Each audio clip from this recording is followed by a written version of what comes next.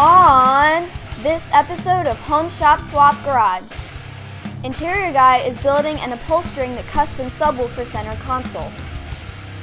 Big Boss Man sells the old 2.8 engine and drivetrain.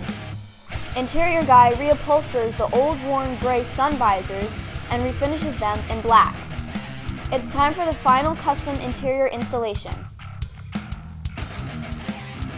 The car is backed out of the garage under its own power for the first time in over a year, so that Body Guy can sand it for painting. We are coming down to the home stretch of this project in this semi-final episode, so stay tuned and enjoy these last 2 episodes of this automotive unreality show in Lost Not Forgotton's Home Shop Swap Garage.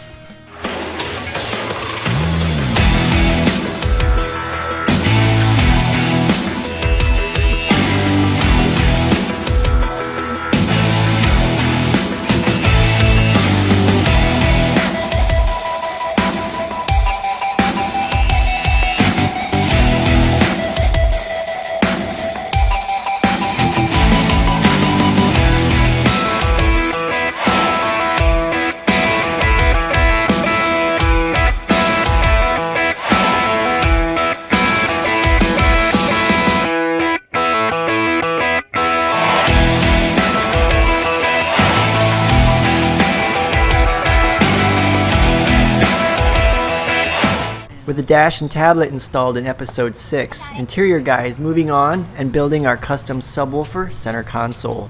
Due to the size and weight of the MDF board being used, I've enlisted the typical assistance from Team Modena. I've also requested the assistance of our baby helper. When that Home Depot apron goes on, she has an unstoppable drive to see a project through to the end. Or until she gets bored of it.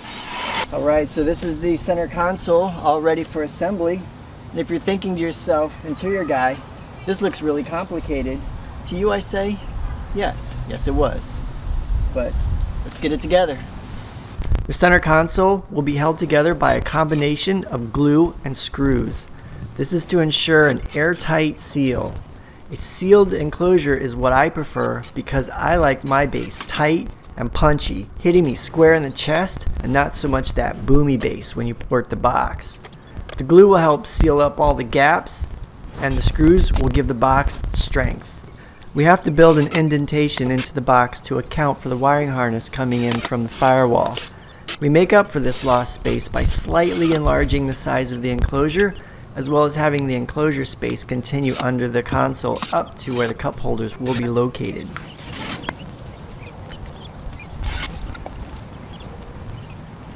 Because the center console of the Fiero gets narrower, I have to squeeze the sides together to get that perfect fit that I desire. Alright, while the glue sets, we're going to go ahead and work on upholstery. Body Guy is starting the sanding process in order to get the car ready for paint. This is what we will refer to as Hood 1. Our goal is to build a second custom hood that we can then swap out for different looks for the car. Or just because I'm too lazy to actually pick what design I want to go with, and we'll just see how it looks when it's all finished. Let's check back with Interior Guy and see how the upholstery is coming along. A 1-inch foam pad is glued to the console to add comfort for the occupants. Glue is sprayed on both the wood console and the back of the leather. This will provide the best possible adhesion.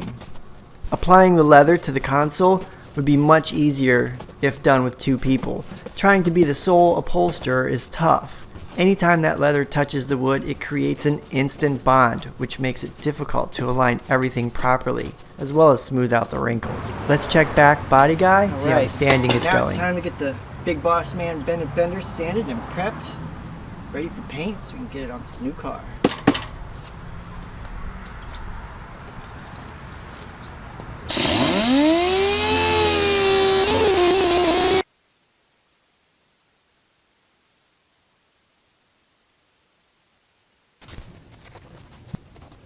With the leather console mostly sorted, it's time to trim and staple the sides and edges. This will help hold everything together. Even if the glue breaks down and lets go in the future, the staples will help keep it together.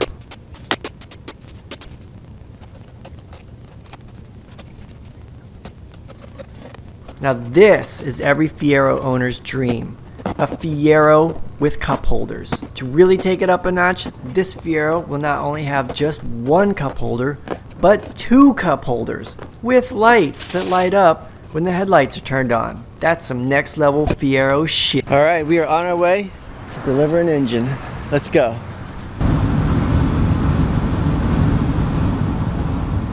Alright, we're at the salvage yard where the blue car is being held. I'm gonna go take a look at it and maybe get a few things out of it, take some pictures, just kind of see what it looks like in the daylight.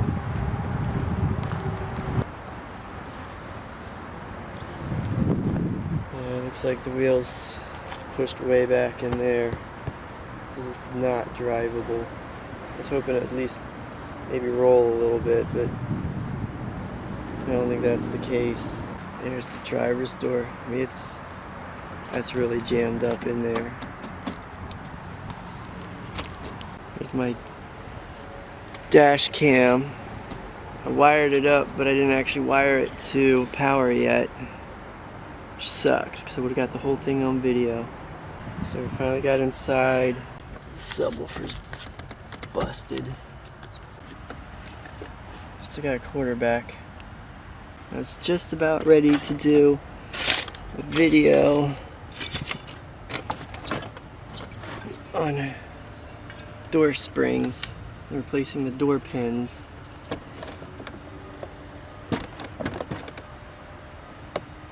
As you can see, it has new door pins, like literally just a couple days old. I haven't even put the spring back in yet. I was doing a video on that, which stinks, so I didn't get the chance to finish that video. Ugh. I just love that paint color. Such a heartbreak. It looks like it popped off. It's probably gone. Might still be at the accident scene. I may have just kind of swept it off to the side. Look at this. From high school. My high school tag. Man, see, it goes way back, 97. My high school tag still in the glove box. Same thing for college. Going to school for accounting. College tag too. All the memories. Here he comes.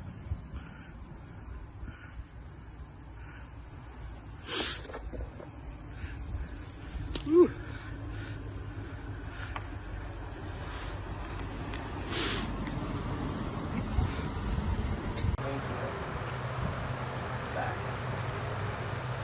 Wow, so that is just a kick in the teeth. She doesn't have insurance. Her insurance company said she canceled her insurance because she didn't pay the bill. So now I'm stuck having to fight to get this thing covered. It's not a good day.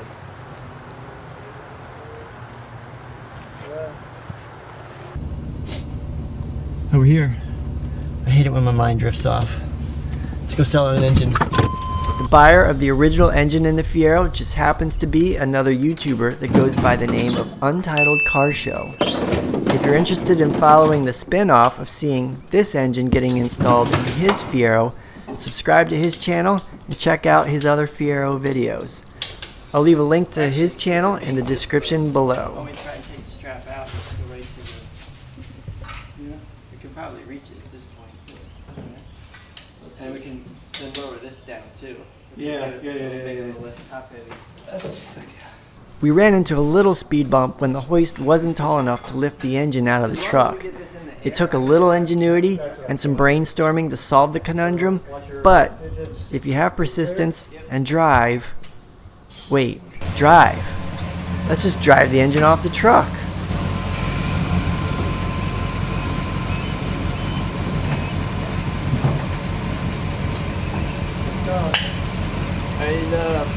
This side of the cradle, this corner is hooked around the truck, so you want to just kind of give it a little push. There we go.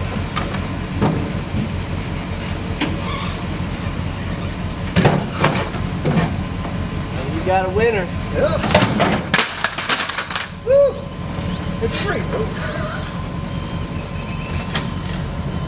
Right. As far as I can tell, that car has been sitting and not running since, not registered since 2003. Wow. That's the last time I actually saw like effective street use. He was going to use it as the previous owner was going to use it as a parts car.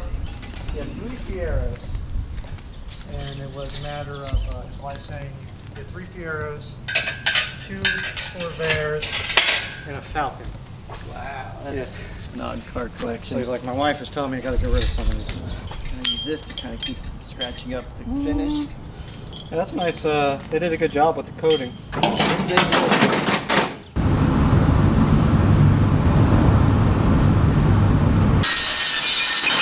Back at the shop, interior guy is working on fabricating the shifter trim plate. Alright, next on my list is recovering the sun visors. Even if I was to keep the interior gray, I probably would recover these anyway because the fabric is just really beat. The cardboard inserts on them typically deteriorate after a while. I have a template that I use to recreate them if the ends are broken or gone. So this is my cardboard reconstructed insert. This is not a poster board. This is actually much thicker than a poster board. The fabric we're going to use as a template on the new fabric.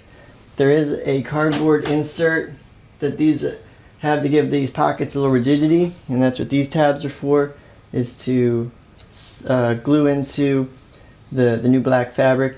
If you happen to have the mirror, then it's just 2 rubber stops that push through the wood here. Just take like a flathead screwdriver and just kind of press them out. And then these are some of the tools that are needed to take this apart and reassemble it. You're going to have to use this stitchy poppy tool to pop the stitches all the way around to peel it back. And then we're going to have to glue on the inside edge so that when we pull the fabric through, we re-stick it, press it, and then we sew it back together. So I'm going to go ahead and start getting this together and making it black.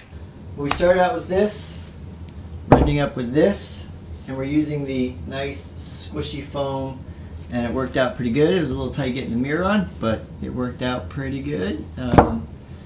You really need a sewing machine with a strong motor and a high pressure foot to get through, and on the mirror I was having a little trouble with the pressure foot hitting it, so it's kind of running off the edge a little bit, but other than that it sewed up pretty decently, and it's ready to go in. Just gotta do the driver's side.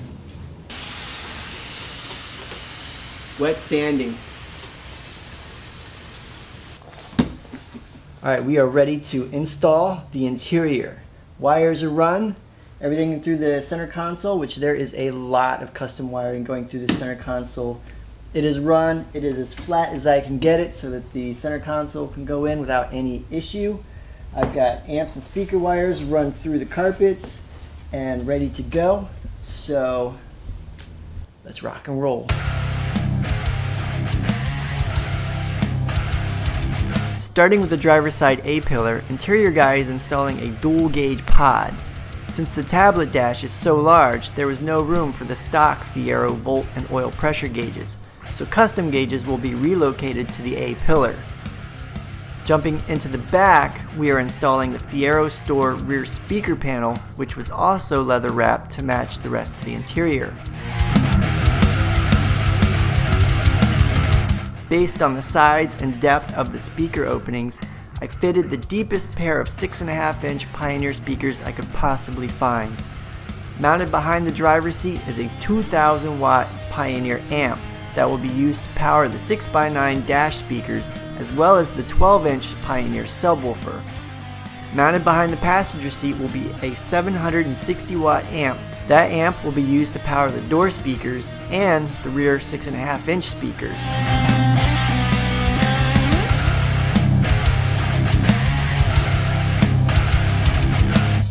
Installing the center console sub was mildly tricky, but manageable.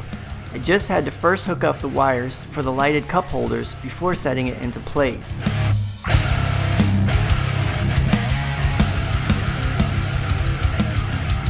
Once set into place and the wires attached, it was time to bring in the sub. This leaves the radio to only have to power the back 4x6 Pioneer speakers in the stock Fiero location. If you do the math and add them all up, that gives you a grand total of 9 speakers in a Fiero. And finally, my baby helper is connecting up the rerouted power mirror wires to the switch.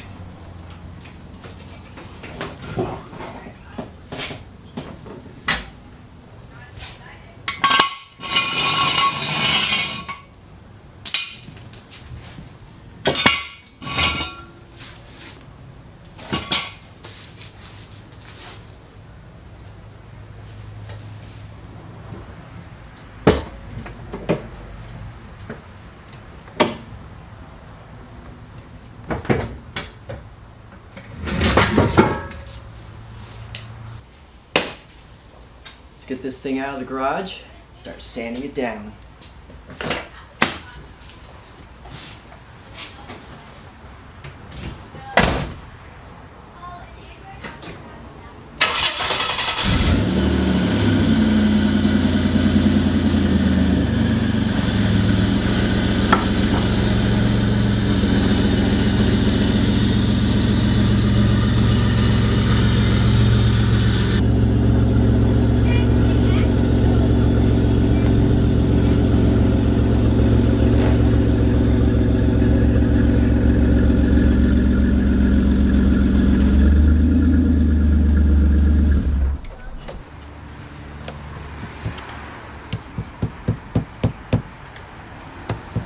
Removal of the rain guard is as simple as popping them off with something flat, like a screwdriver. They're only pressure fitted on, but still need to be removed with care. You don't want to bend or kink them.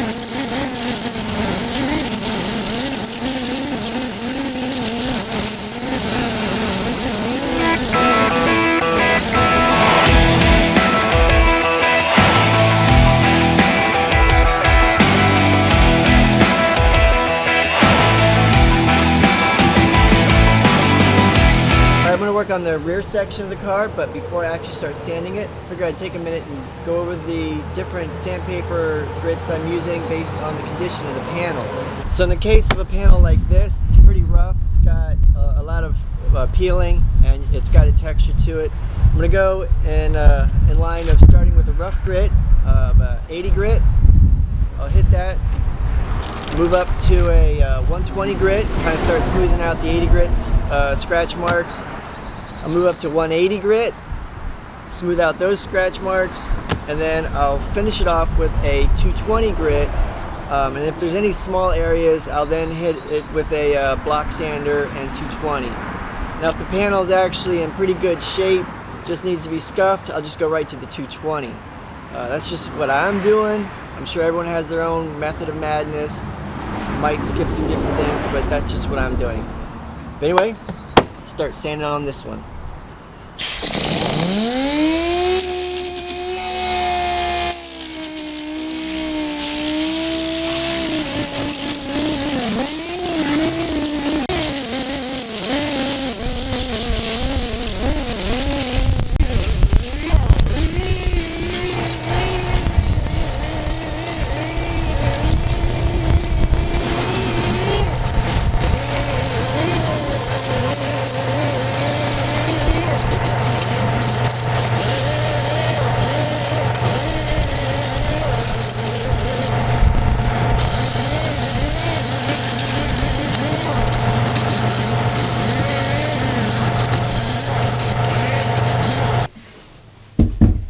Alright, I'm going to take a break from the outside, come inside, and we're going to do a little taillight restoration here. Alright, so if you're like me and you have multiple sets of GT taillights for your project car, Which one are you going to use? Most people would go with the best of the best that you have, but no. In this case, we are picking the worst of the worst because yes, I have a set of Keith Goodyear's GT tail light lens replacements. So, we're going to pick from this set the worst ones to change them into the best ones. And we're going to do that because the others, if I had a GT to set them on, they might be alright to run on their own, but there are some here, like this one in particular, that they're just no good. They're trash on a normal instance. But which set should I pick? From here, can you guess? Obviously this one. Over here, I'm actually going to go with this one because it actually has a crack on the very edge and it's just the worst faded. So these are the winners of the restoration contest. Let's go ahead and give them their prize. Well, here we have it. Keith Goodyear GT tail lights, unopened in a box. And of course, what Fiero video wouldn't have an unboxing of something like this? No different here. But I'm not going to show you step by step how to do this. There's already plenty of videos on YouTube that you can search up that do show you how to do this. A few of those videos you can find from Lightspeed FIero, Fiero Austin, BV Motorsports, and John WPB are a few that I found on a quick Google search. They all have their own take on how to replace these, and they're all very good videos. And if you have a video on restoring GT tail lights that I didn't mention, I apologize, but I'll try and leave links to all their videos in the description below. But check them out after this video. Alright, let's go ahead and hack this thing open.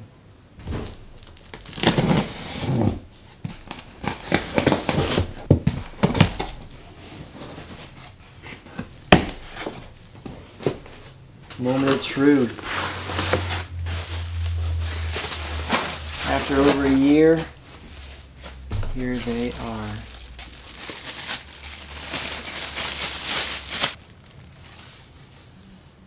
Yeah, that's actually not paint. That's a plastic insert. I thought that these were painted, but they're not. It's actually a plastic insert. That's cool, so you don't have to worry about it, the paint scratching or coming off. Very nice. Very nice. Has that typical line that I've seen on all the other ones. But, yeah. Oh, I see. That's from... This line is actually from this lip right here in the plastic insert. So that explains why you see this line here. But this is nice. Alright, so this is an awesome comparison. We've got an old set of taillights compared to the new set of taillights. And these are the original lenses that I took off that are completely trashed.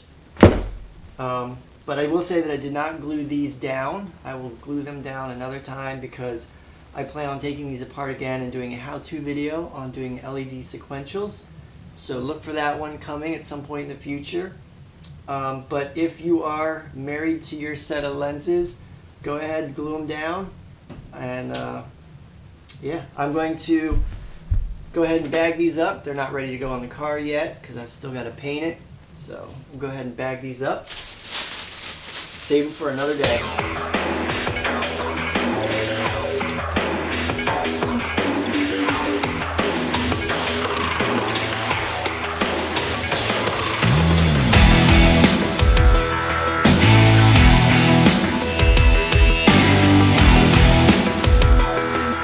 If you enjoy watching this build series and curious to see how the custom Fiero will turn out in the end, then please like and subscribe to the channel. That way you'll be notified of the next and final episode of Home Shop Swap Garage. If you love Fieros and enjoy Fiero content, then while you wait for the finale, why don't you check out some of these other awesome Fiero related channels. I believe in promoting other channels to help keep the Fiero community connected and strong. Please like our content as it helps with the YouTube algorithm and helps support the Fiero content creators. Thanks for watching. See you in the finale.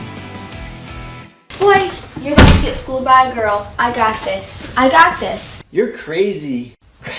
You're wasting all the film.